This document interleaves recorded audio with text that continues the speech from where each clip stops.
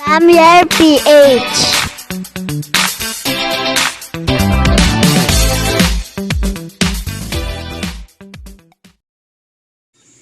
Hi guys! Welcome back sa aking channel. For today's video guys, magpapakain tayo ng baby brine shrimp sa ating mga alagang ulang larvae. Yan, saka pakita ko na rin sa inyo guys kung paano tayo nagha-hatch or kukulture guys ng ating baby brine shrimp. Yan, pakita ko sa inyo mamaya kung paano yung proseso na ginagawa ko sa pagkukulture guys ng baby brine shrimp. Yan, bali ito nga pala yung alaga ko guys na mga breeder ko na mga ulang. Yan, bali 20 pieces na lang yung guys yung natira dito sa ating mga breeder. Yan, sinamahan natin yan guys ng mga PKBM. Yan, tapos ito guys yung aking kinukulture na baby brine shrimp guys. Bali dalawa lang yung ginawa ko kasi pag dinamihan ko guys, baka masayang lang. Kaya ang ginagawa ko guys, salitan yung paggawa natin ng BBS culture. Yan, bali patayin muna natin guys tong aerator natin. Yan, para bumaba guys yung mga baby brine shrimp natin. Yan, bali maiiwan kasi sa ilalim guys yung mga buhay na baby brine shrimp guys. Yan, pakita ko sa inyo mamaya guys pag bumaba na yung mga BBS.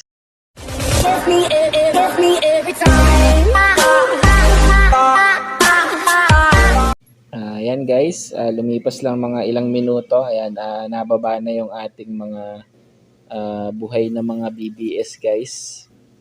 Yan yung mga nagalaw guys na maliliit. Yan yung mga BBS natin or baby brine shrimp. Yan yung pinapakain natin guys sa mga ulang larvae natin saka sa mga maliliit natin na isda. Yan, kagaya ng gapi, molly, yan mga fry natin guys. Yan ang pinapakain natin para mas mabilis lumaki guys yung ating mga alagang mga fry o kaya mga craylings. Yan, sa ARC natin guys, sa mga craylings yan, binibigyan din natin lalo na pag yung mga bagong pisa guys, yung mga pwede nang kumain na mga craylings. Yan, kasi mas mabilis dumami guys yung mga or mas mabilis lumaki yung mga craylings natin guys pag yan ang pinapakain natin guys, yung baby brine shrimp. Kasi live food to guys, kaya maganda to sa katawan ng ating mga alaga guys. And bali ito yung mga shell guys ng ating BBS egg. Yan, nasa ibabaw na siya. Kukuhanin lang natin dyan guys yung nasa ilalim. Kasi naandun lang naman yung mga buhay na BBS guys nasa ilalim ng lagayan natin. Mamaya kukuhanin natin guys.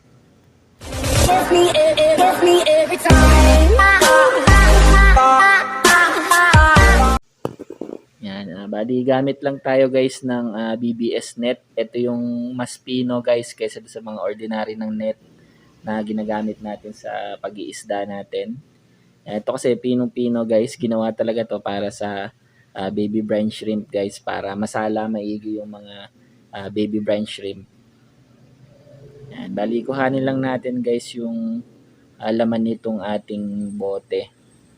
Yan, hindi natin to sasairin guys kasi yung ibabaw ng ating kinulture na BBS mga eggs na lang yun or yung mga shell na lang ng eggs yun guys yung natira, kaya hindi natin sasairin yung nandito sa lagayan kasi nga hindi naman kakainin yun guys ng ating mga alaga. Kumbaga makakadumi lang yun guys sa ating mga lagayan or sa ating mga tangke.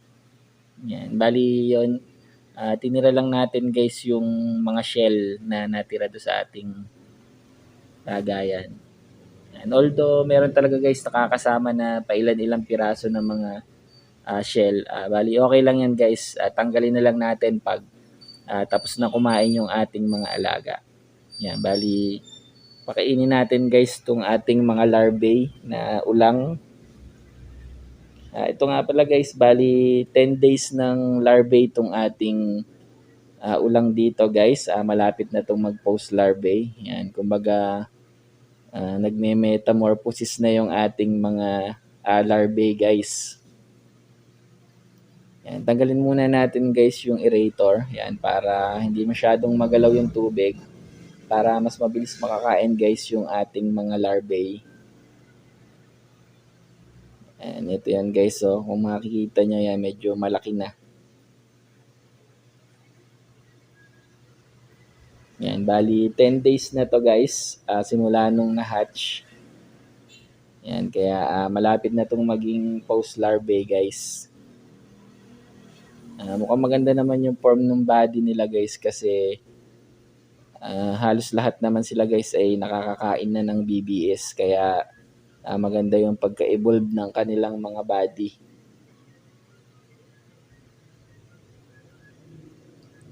At saka araw-araw ko kasing nakikita guys sa ibabaw nung tubig nila na merong mga pinagbalatan guys ng ating mga ulang or mga nag-molt na sila guys. Halos araw-araw every morning ko nakikita na merong mga pinagbalatan ng mga shell ng ating mga larvae guys.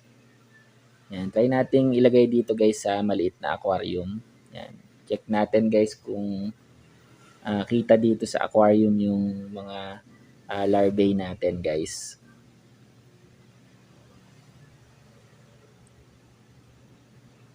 Yan guys, yung mga nagalaw-galaw na yan, yung mga brown, yan yung ating larvae. Yan, medyo ayaw lang mag-focus guys ng ating camera. Yan. Ayan guys, so kung nasubaybayan nyo guys yung ibang video ko ng larvae natin, yan guys, meron na talagang improvement sa itsura nila guys. Yan, kung makikita nyo guys, medyo malaki na talaga sila guys compared dun sa mga nakaraang araw.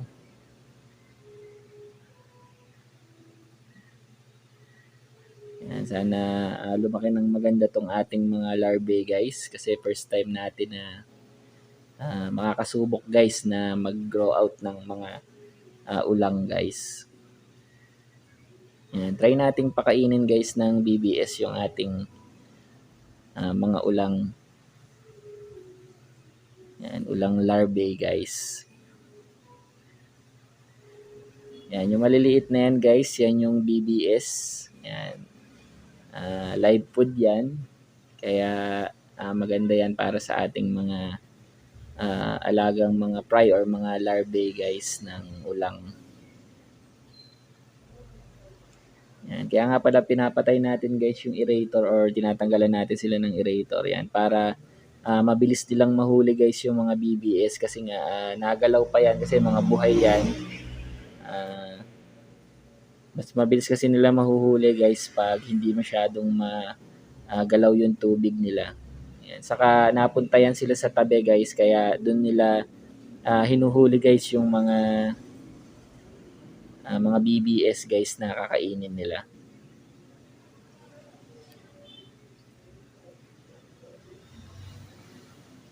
Yan guys, so kung mapapansin nyo yan guys, sinahabol nila yung mga BBS guys para kainin.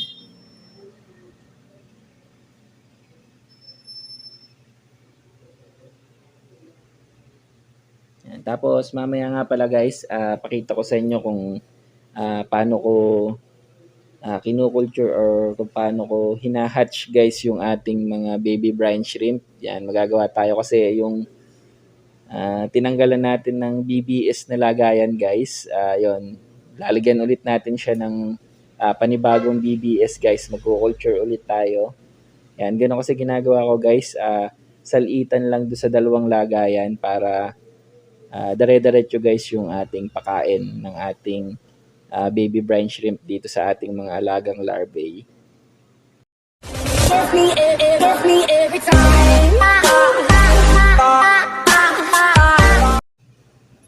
Bali ito guys, huhugasan ko muna itong dati kong pinaglagyan ng BBS. Yan, bali tanggalin muna natin guys yung mga natirang mga shell ng itlog ng BBS natin. Yan, para panibagong hatch ulit tayo guys ng BBS.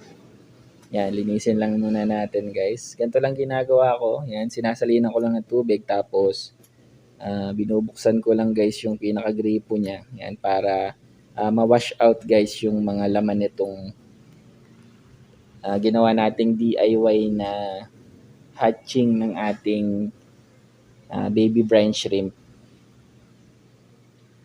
Ayan guys.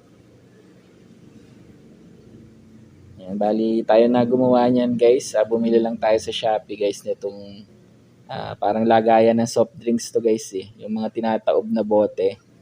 Ayan, bumili lang tayo niyan guys. Tapos ito bote ng soft drinks tong nakalagay guys. Na tinanggalan lang natin ng ilalim ng bote. Ayan, para yung ibabaw niya guys naka-open. Ayan, salinan na natin guys ng malinis na tubig. Okay lang din na galing gripo guys yung rekta na tubig doon. Pwede nating ilagay dito guys. Ayan, tapos on muna natin guys yung ating aerator. Yan. Need kasi dito guys ng medyo malakas na aerator para gumagalaw guys yung mga itlog ng BBS. Yan. Okay na to guys yung ganito kalakas na aerator. Yan. Bali ganito lang yung ginawa natin guys na DIY natin. Ayan, sa likod sa may ilalim lang natin nilagay yung aerator niya guys. Binudasan lang natin yung bote. Tapos yun, dinikit natin yung hose guys. Yan. Bali, ito nga pala guys, rock salt itong ilalagay natin guys. Mga 3 kutsara lang guys, okay na yan dyan. Kasi yung BBS guys, kailangan talaga ng medyo may salinity na tubig guys para mabuhay. Yan. Okay na yan guys, yung 3 kutsara ng asin or rock salt guys. Yan, okay na to guys. Tapos yan, haluin lang natin para lumahok agad sa tubig guys yung nilagay nating asin. Bago natin lagyan ng BBS eggs guys. Tapos ito nga pala guys yung ginagamit ko na BBS eggs. Yan, Aqua Master guys ang brand nung ginagamit ko. So far naman guys, maganda tong brand na to kasi maraming nahahatch guys na mga BBS. Kasi yung ibang na-try ko dati guys, kukunti lang yung nahahatch eh. Pero ito, goods to, tong brand na to guys. Yan, sa Shopee lang natin binili yan guys.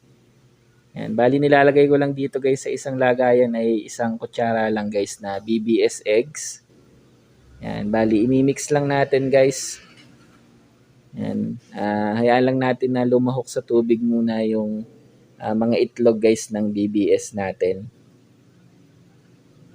Yan, pag alam nyo na guys na nakalahok na siya sa tubig guys, okay na yun, tigilan nyo na yung paghalo.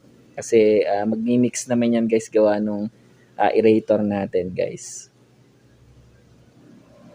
Yan, nag-hatch nga pala guys ang BBS, tumatagal yan ng 1 to 2 days guys. Bali, pinakamabilis na yung pag-hatch ng 1 day. Yan, pinakamatagal na yung 2 days. Yan, tapos tumatagal ang buhay nito guys, mga 3 days pagka-hatch nila guys. Yan, bali ito mamaya papakain natin doon sa ibang alaga natin guys. Salitan lang kasi yung ginagawa kong pag-hatch guys ng mga BBS natin. Sayang naman kasi guys kung mamamatay yung ating mga na-culture na BBS guys. So paano guys, dito ko na nga pala tatapusin tong video na to. Maraming salamat guys. Peace out.